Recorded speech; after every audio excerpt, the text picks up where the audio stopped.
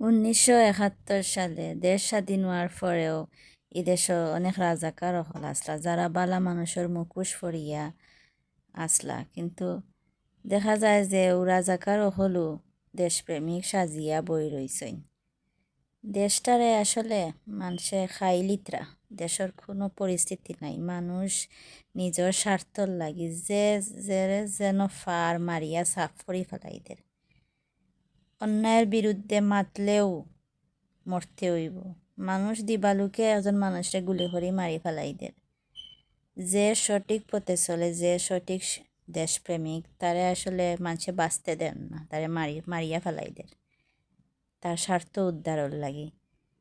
মানুষ ভুলে গেছে যে মরতে হইবই, মরা জিনিসটা মানুষে ভুলে গেছে। একদিন যে আল্লাহর কাছে যে জবাবদিহি করতে হইব, এটা মানুষে ভুলে গেছে। সৎভাবে থাকতে মানুষের চান না।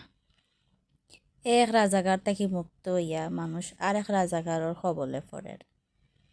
দেশ স্বাধীন হইছিল, এক রাজাকার গেছে, আবার আরেক রাজাকার গেছে, কিন্তু বালা মানুষের মুখোশ ফরিয়াও রাজাকার হল আমরা আশেপাশে ঘুররা, আমরা কিন্তু দেখি আর না এরারে।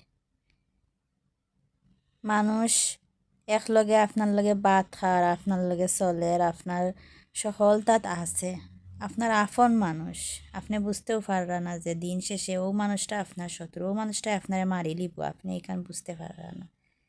তো যাই হোক, সতর্ক থাকা সবর জরুরি।